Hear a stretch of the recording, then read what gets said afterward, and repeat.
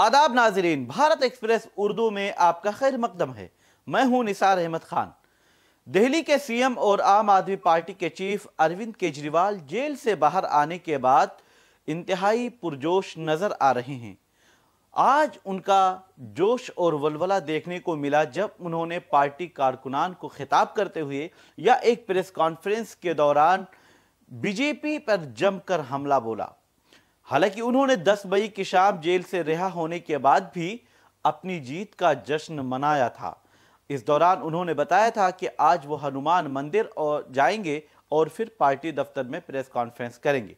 केजरीवाल ने हनुमान मंदिर से वापसी के बाद पार्टी दफ्तर में प्रेस कॉन्फ्रेंस से खिताब करते हुए पीएम मोदी और बीजेपी पर जमकर हमला बोला। उन्होंने कहा, पीएम मोदी अगले साल सितंबर में रिटायर हो जाएंगे और फिर वो अमित शाह को पीएम यानी वजीर आजम बनाएंगे। इसके साथ ही उन्होंने कहा कि 4 जून को इंडिया अलायंस की हुकूमत बनने जा रही है। उन्होंने ये भी बताया कि उन्होंने जेल जाने के बाद सीएम ओहदे से इस्तीफा आखिर क्यों नहीं दिया। देखिए अरविंद केजरीवाल ने प्रेस कॉन्फ्रेंस के दौरान क्या कहा, वो हम आपको दिखाते हैं।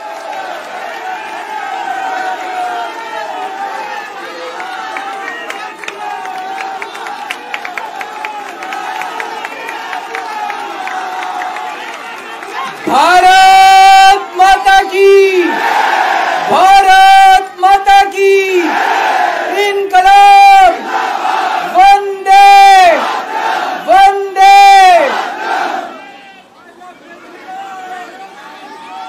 आप सब लोगों का तहे दिल से बहुत बहुत शुक्रिया। इतनी तपती धूप के अंदर इतनी देर से इतनी बड़ी संख्या में आप लोग मेरा इंतजार कर रहे हैं। मैं आपका तहे दिल से बहुत बहुत शुक्रिया अदा करना चाहता हूं। जितने लोग इस वक्त टीवी में देख रहे हैं उन सब दर्शकों का भी मैं तहे दिल से शुक्रिया अदा करना चाहता हूं। सबको मेरा नमस्कार, सबको मेरा प्रणाम। दोस्तों, सीधा जेल से मैं आप लोगों के बीच में आ रहा हूं। आपके बीच में आके बहुत अच्छा लग रहा है। 50 दिन के बाद अभी मैं, मेरी पत्नी भगवंत मान साहब, हम लोग कनॉट प्लेस में हनुमान मंदिर में गए थे। हनुमान जी का आशीर्वाद लिया, उनके दर्शन किए। फिर शिव जी के मंदिर गए, शनि जी महाराज के पास गए, उनका सबका आशीर्वाद लिया। बजरंग बली की खूब कृपा है हमारे ऊपर, हमारी पार्टी के ऊपर, देशवासियों के ऊपर। उन्हीं की कृपा से आज अचानक मैं आप लोगों के बीच में हूं। नहीं तो किसी को उम्मीद नहीं थी कि चुनाव के बीच में मैं जेल से बाहर आ जाऊंगा। लेकिन ऊपर बजरंग बली की कृपा है, हनुमान जी की कृपा है हम लोगों के ऊपर, और चमत्कार हुआ और आज मैं आप लोगों के बीच में हूं। दोस्तों, हमारी आम आदमी पार्टी एक छोटी सी पार्टी है, 2 राज्यों के अंदर है, अभी 10 साल पुरानी पार्टी है। हमारी पार्टी को कुचलने में, खत्म करने में प्रधानमंत्री जी ने कोई कसर नहीं छोड़ी। एक साथ हमारी पार्टी के 4 टॉप के नेता जेल भेज दिए एक साथ। अरविंद केजरीवाल, मनीष सिसोदिया, संजय सिंह, सतिंदर जैन। बड़ी बड़ी पार्टियों के अगर 4 टॉप के नेता जेल चले जाएं, पार्टी खत्म हो जाती है। आम आदमी पार्टी के 4 टॉप के नेता इन्होंने जेल भेज दिया। उन्होंने सोचा कि पार्टी खत्म हो जाएगी, लेकिन ये पार्टी नहीं है, ये एक सोच है। जितना ये खत्म करना चाहते हैं उतना ये बढ़ती जाती है, उतना ये बढ़ती जाती है। ये क्रश करना चाहते हैं प्रधानमंत्री जी आम आदमी पार्टी को। जो लोग मोदी जी से मिलने जाते हैं, वो कई लोग हमें भी जानते हैं, वो बाहर आके हमें बताते हैं कि आपके बारे में सबसे पहले मोदी जी से जो भी मिलने जाता है, सबसे पहले वो केजरीवाल की और आम आदमी पार्टी की 10 से 15 मिनट बात करते हैं। उनको कहते हैं कि आने वाले समय के अंदर आम आदमी पार्टी ही देश को भविष्य देने वाली है, वो खुद भी मानते हैं। इसीलिए वो चाहते हैं कि आज ही आम आदमी पार्टी को बढ़ने से रोका जाए, इनको कुचल दिया जाए। ये तानाशाही है। अगर उनको लगता है कि आम आदमी पार्टी आने वाले समय में बीजेपी को चैलेंज देने वाली है, आप अच्छे काम करो, आप देश को भविष्य दो। आज आपकी सरकार है केंद्र के अंदर, आप देश के लिए काम करोगे, आम आदमी पार्टी को कोई पूछेगा ही नहीं। लेकिन आप कुछ काम नहीं करो और आम आदमी पार्टी को कुचल दो, ये जनतंत्र नहीं है, ये इस देश की जनता पसंद नहीं करती। इन्होंने आम आदमी पार्टी को कुचलने में कोई कसर नहीं छोड़ी। छोटे से लोग हैं हम लोग, छोटी सी पार्टी है। 75 साल के अंदर इस कदर किसी पार्टी को और उसके नेताओं को प्रताड़ित नहीं किया गया जिस तरह से प्रधानमंत्री मोदी जी ने आम आदमी पार्टी को प्रताड़ित करने की कोशिश की है। मेरे को इन्होंने जेल भेज दिया। प्रधानमंत्री जी कह रहे हैं मैं भ्रष्टाचार से लड़ रहा हूं। देश के सबसे बड़े चोर, उचक्के और डकैतों को उन्होंने अपनी पार्टी में शामिल कर लिया। जिन लोगों को 10 दिन पहले मोदी जी कहते थे 70,000 करोड़ का इसने घोटाला कर दिया, थोड़े दिन के बाद उसी आदमी को अपनी पार्टी में शामिल करके किसी को डिप्टी सीएम बना देते हैं, किसी को मंत्री बना देते हैं और उनके सारे ईडी और सीबीआई के मामले खत्म कर देते हैं और कहते हैं मैं भ्रष्टाचार से लड़ रहा हूं। मैं मोदी जी को कहना चाहता हूं, भ्रष्टाचार से अगर लड़ाई लड़नी है तो केजरीवाल से सीखो। प्रधानमंत्री जी, भ्रष्टाचार के खिलाफ लड़ाई केजरीवाल ने लड़ी है। 2015 में जब दिल्ली में हमारी सरकार बनी थी, हमारे एक मंत्री का एक ऑडियो मेरे पास किसी ने व्हाट्सएप कर दिया। उस ऑडियो में मेरा मंत्री किसी दुकान वाले से 5 लाख रुपए मांग रहा था। किसी मीडिया वाले को नहीं पता था, विपक्ष को नहीं पता था। आप लोगों को याद होगा, मैंने अपने खुद मंत्री को सीबीआई के हवाले कर दिया, जेल भेज दिया था अपने मंत्री को। ये होती है भ्रष्टाचार के खिलाफ लड़ाई। पंजाब के अंदर मेरा एक मंत्री भ्रष्टाचार में, मेरे को पता चला कि वो पैसे मांग रहा है। वहां पे मान साहब ने उसको, किसी को भी, विपक्ष को नहीं पता था, मीडिया को नहीं पता था, हमने अपने मंत्री को उठा के जेल में भेज दिया। तुम देश के सारे चोर उचक्के डकैतों को अपनी पार्टी में शामिल कर लो और केजरीवाल को जेल भेज दो और कहो मैं भ्रष्टाचार के खिलाफ लड़ रहा हूं। तो आप भ्रष्टाचार के खिलाफ नहीं लड़ रहे प्रधानमंत्री जी। आप देशवासियों को बेवकूफ मत समझो। देश बच्चे बच्चे की जुबान के ऊपर हो रहा है कि सारे चोर चक्कों को अपनी पार्टी में शामिल करके और ईडी और सीबीआई के सारे केस उनके रफा दफा कर दे। केजरीवाल को क्यों गिरफ्तार किया? केजरीवाल को गिरफ्तार करके उन्होंने एक मैसेज दिया है सारे देश को कि अगर मैं केजरीवाल को गिरफ्तार कर सकता हूं तो किसी को भी गिरफ्तार कर सकता हूं। कोई केस नहीं होगा, कोई मामला नहीं होगा, तब भी मैं तुमको गिरफ्तार कर सकता हूं। एक बेहद खतरनाक मिशन चालू किया हुआ है प्रधानमंत्री जी ने, बहुत ही खतरनाक। देशवासियों को यह समझने की, अब जब मैं बोलने जा रहा हूं, समझने की जरूरत है। उस मिशन का नाम है वन नेशन वन लीडर। देश के सारे नेताओं को खत्म करना चाहते हैं मोदी जी और इसको 2 स्तर के ऊपर इस मिशन को चला रहे हैं। जितने विपक्ष के नेता हैं उनको जेल भेजेंगे और जितने बीजेपी के नेता हैं उनको सबको निपटा देंगे, उनकी राजनीति खत्म करते जाएंगे, उनको सबको निपटाते जाएंगे। विपक्ष के अंदर आज इन्होंने मनीष सिसोदिया को जेल भेज दिया, संजय सिंह को जेल भेज दिया, सत्येंद्र जैन को जेल भेज दिया, केजरीवाल को जेल भेज दिया, हेमंत सोरेन को जेल भेज दिया, ममता दीदी के कई मंत्रियों को जेल भेज दिया, स्टालिन के कई मंत्रियों को जेल भेज दिया, केरला के सीएम के पीछे पड़े हैं। अगर ये चुनाव जीत गए, मेरे से लिखवा लो एफिडेविट के ऊपर, थोड़े दिन के बाद ममता दीदी जेल में होंगी, तेजस्वी यादव जेल में होगा, स्टालिन साहब जेल के अंदर होंगे, पिनरई विजयन जेल के अंदर होंगे। उद्धव ठाकरे जेल के अंदर होंगे, जितने विपक्ष के नेता ये सारे जेल के अंदर होंगे। अगर ये चुनाव जीत गए, इन्होंने बीजेपी का एक नेता नहीं छोड़ा। आडवाणी जी की राजनीति खत्म कर दी इन्होंने, मुरली मनोहर जोशी की राजनीति खत्म कर दी, सुमित्रा महाजन की, शिवराज सिंह चौहान जिसने मध्य प्रदेश का चुनाव जीत के दिया इन लोगों ने, शिवराज सिंह चौहान ने उसको मुख्यमंत्री नहीं बनाया, उसकी राजनीति खत्म कर दी। वसुंधरा राजे की राजनीति खत्म कर दी इन्होंने, खट्टर साहब की राजनीति खत्म कर दी, डॉक्टर रमन सिंह की राजनीति खत्म कर दी। अब अगला किसका नंबर है? योगी आदित्यनाथ। अगर ये चुनाव जीत गए, मेरे से लिखवा लो, 2 महीने के अंदर उत्तर प्रदेश का मुख्यमंत्री बदल देंगे।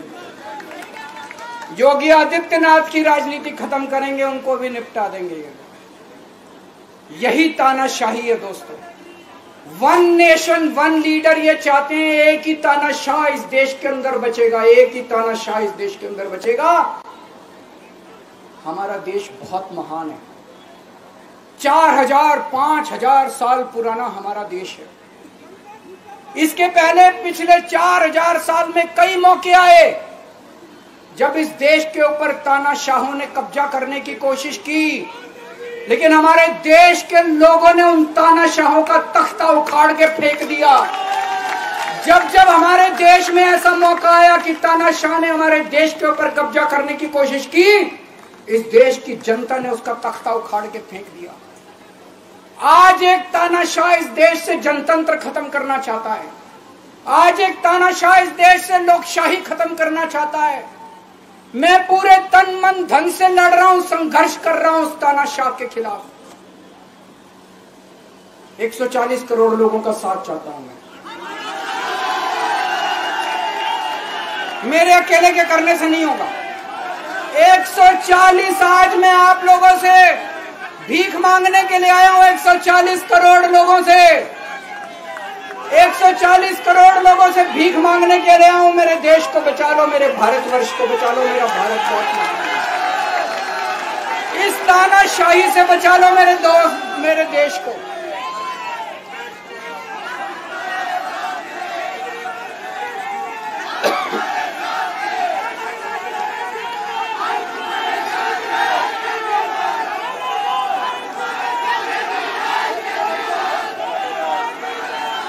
मैं सुप्रीम कोर्ट का बहुत बहुत शुक्रिया अदा करना चाहता हूं। उन्होंने 21 दिन दिए हैं, एक एक दिन में 24 घंटे हैं। मैं एक दिन में 24 में से 36 घंटे काम करूंगा, पूरे देश भर में घूमूंगा इस तानाशाही को रोकने के लिए। दोस्तों, जितनी मेरे अंदर ताकत है, मेरा सब कुछ कुर्बान है देश के लिए। मेरा तन मन धन सब कुछ कुर्बान है मेरे देश के लिए। मेरे खून का एक एक कतरा मेरे देश के लिए, मेरे शरीर का एक एक कतरा, मेरी जिंदगी का एक एक पल मेरे देश के लिए। मेरे देश को बचाने के लिए मैं पूरे देश में जाऊंगा दोस्तों। अब एक बहुत महत्वपूर्ण बात करने जा रहा हूं, उसको ध्यान से सुनना। ये लोग इंडिया गठबंधन से पूछते हैं आपका प्रधानमंत्री कौन होगा। मैं बीजेपी से पूछता हूं आपका प्रधानमंत्री कौन होगा। आप लोग सोच रहे होंगे केजरीवाल क्या बात कर रहा है, मोदी जी होंगे। नहीं, मोदी जी अगले साल 17 सितंबर को 75 साल के हो रहे हैं। बीजेपी के अंदर मोदी जी ने 2014 में मोदी जी ने खुद ने रूल बनाया था कि बीजेपी के अंदर जो भी 75 साल का होगा उसको रिटायर कर दिया जाएगा। सबसे पहले आडवाणी जी को रिटायर किया गया, उसके बाद मुरली मनोहर जोशी जी को रिटायर किया गया, फिर सुमित्रा महाजन को रिटायर किया गया, फिर यशवंत सिन्हा को रिटायर किया गया। अब मोदी जी अगले साल 17 सितंबर को रिटायर होने वाले हैं। तो मैं बीजेपी से पूछना चाहता हूं आपका प्रधानमंत्री का दावेदार कौन है। दोस्तों, अगले साल 17 सितंबर तक अगर इनकी सरकार बनी, तो उस पर भी आऊंगा मैं, अगर इनकी सरकार बनी तो पहले अगले 2 महीने में योगी जी को निपटाएंगे ये, और उसके बाद मोदी जी के सबसे खास अमित शाह को ये प्रधानमंत्री बनाएंगे। तो मैं लोगों को, देश के लोगों को आगाह करना चाहता हूं, मोदी जी अपने लिए वोट नहीं मांग रहे। मोदी जी अमित शाह को प्रधानमंत्री बनाने के लिए वोट मांग रहे हैं। मैं पूछना चाहता हूं मोदी जी से और अमित शाह जी से, ये मोदी की गारंटी पूरी कौन करेगा? क्या अमित शाह मोदी की गारंटी पूरी करेंगे? जब आप अगर जो वैसे तो मेरे को लगता है, मैं भी आऊंगा उसके ऊपर, मुझे नहीं लगता इनकी सरकार बन रही है, लेकिन जो बीजेपी को वोट देने जाएं वो ये सोच के जाना कि आप मोदी जी के नाम पे वोट नहीं दे रहे, आप अमित शाह के नाम पे वोट दे रहे।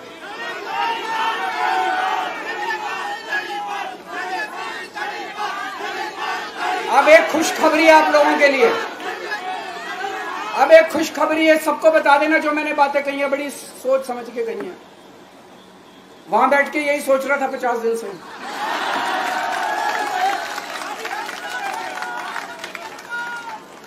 दोस्तों, पूरे देश के मेरे को बाहर निकले हुए 20 घंटे हो गए।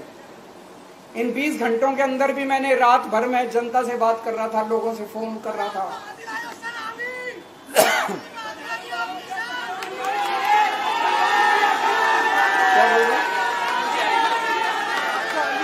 रात को आंधी आई थी,